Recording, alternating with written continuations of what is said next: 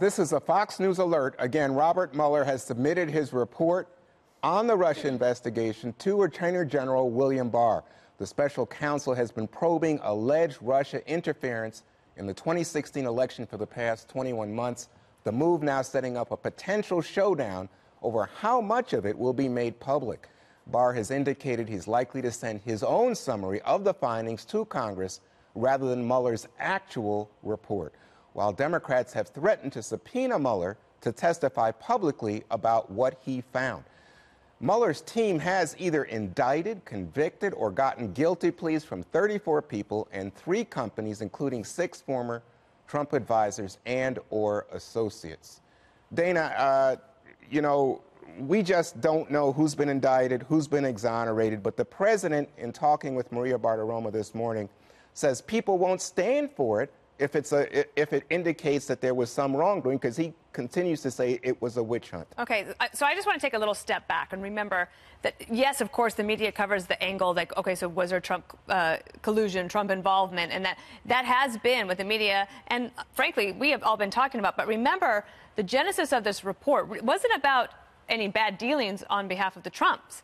It was about the Russians, right, and influence and attempted influence and basically trying to disrupt our elections. And we know from our intelligence agencies and from the Department of Homeland Security that those efforts by the Russians continue to this day, and we are headed into a very important election. So setting aside what it says or doesn't say about how Russia tried to get involved with these people, if there was involvement, et cetera, I think that this report could actually be quite instructive about what we need to do to protect our elections going forward, like how big that threat is. I think that's even more important than anything else, because we obviously our country is surviving. We're not in a constitutional crisis, but going forward, if people don't trust the outcome of an election, then it really could all fall apart.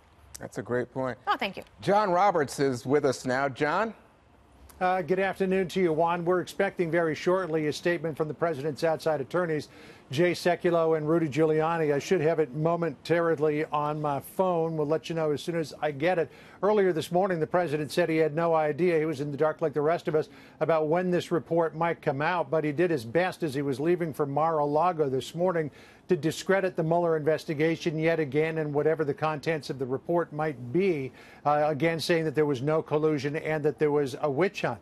Now, we do not know exactly what the process is going to be from here on. We do know that the special counsel's office has delivered this, as it has to by statute, to the Attorney General. The Attorney General will now review it and decide what will be sent to Congress, if anything will be sent to Congress, and what might be made public, if anything will be made public.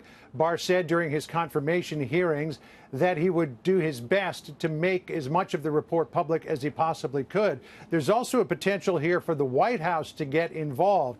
If there is no material in the report that is subject to executive privilege, the White House might not ask to see it. But if there is material contained in the report that is subject to executive privilege, Pat Cipollone, the White House counsel here at 1600 Pennsylvania Avenue, may put in a request to the Department of Justice to review it, to either waive executive privilege on the items that might be included in it, or to request redactions of the Department of Justice, and then it would be up again to William Barr, the Attorney General, and his team to make those redactions or decide if the redactions are necessary before anything was released to Congress and then to the public. It's also possible, because don't forget, this is all within the same branch of government.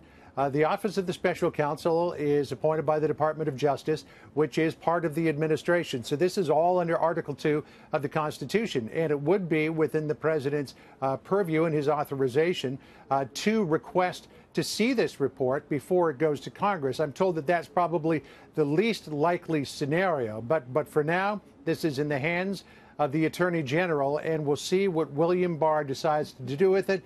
The president said this morning that he has full faith in the Attorney General and that he believes that he will make the right decision on what to do next. Juan? John Roberts at the White House. John, thank you very much. Again, to recap for those of you just joining, the Robert Mueller report has been submitted to the Department of Justice. It's now in the hands of Attorney General William Barr. Now we're joined by Catherine Herridge in our Washington bureau. Catherine?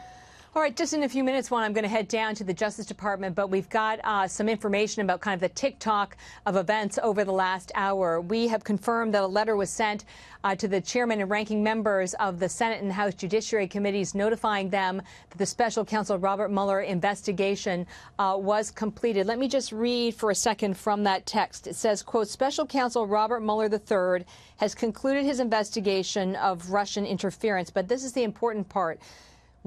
Attorney General William Barr says, quote, he may be in a position to advise you, the committees, of the special counsel's principal conclusions as soon as this weekend. So this is the first time that we've had an indication that the Attorney General may be able to move very quickly in terms of releasing some information and the findings to Congress. What's not in the letter so far that we've seen is a timetable for a public release. This whole process now will be governed by something called 28 CFR 600. That's the Code of Federal Regulations. It's very explicit that the Attorney General receives a confidential report and that there has to be notification to Congress of the findings. It's a little more vague on whether that's a summary from the Attorney General or whether he can include some of the raw data, if you will, from the Mueller report. The other thing that's often neglected in this discussion, which is stipulated in the regulations, is that there is a requirement by the Justice Department to notify Congress of any actions that Special Counsel Robert Mueller wanted to take but was blocked from taking by the Attorney General or an acting Attorney General. So that's the other thing to really watch. So again, to recap, things have moved very quickly in the last hour. My contact said they were notified of a short notice meeting on Capitol Hill, Republicans and Democrats on the House Judiciary Committee, that it would involve the Justice Department. And now we have confirmation of a letter to the ranking members and the chairman on those committees that the Mueller report is now complete, Juan. Catherine, stay with us. Dan has a question. Catherine, Sure. I did have a question. It might just be a little bit of a timing thing, because when you said that it's possible that the Attorney General could, as soon as this weekend, release something, a couple of weeks ago, there were rumors that this report had been delivered to the Attorney General. Do you think it is possible that that is true, that the Attorney General has had this report, and that is why they're making this announcement late on a Friday night, and that they think that they could turn around something? Because it doesn't seem to me, if he was actually just receiving it, that he could turn something around that quickly by Sunday.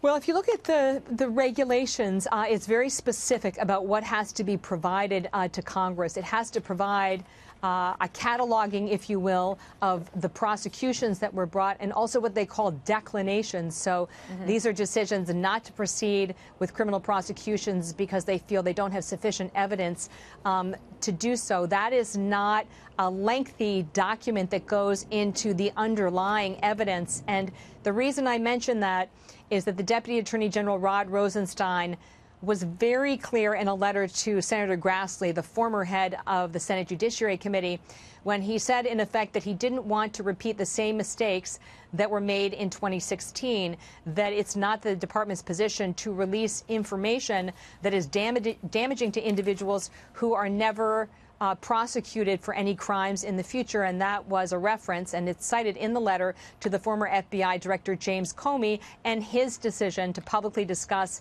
the findings in the Clinton email case, but then to recommend against criminal prosecution. So the long answer to your concise question is that when you look at the regulations, it's entirely possible to deliver sort of the bare bones of what's required in a very short time frame. The unknown in all of this is whether the Attorney General William Barr will in fact go further, because he has some discretion to provide additional information, and that he also feels it's within the public interest to do so. And that really was at the heart, if you will, or the main element of his testimony during the confirmation hearings, that he pledged to do that to the extent that he was able, Dana.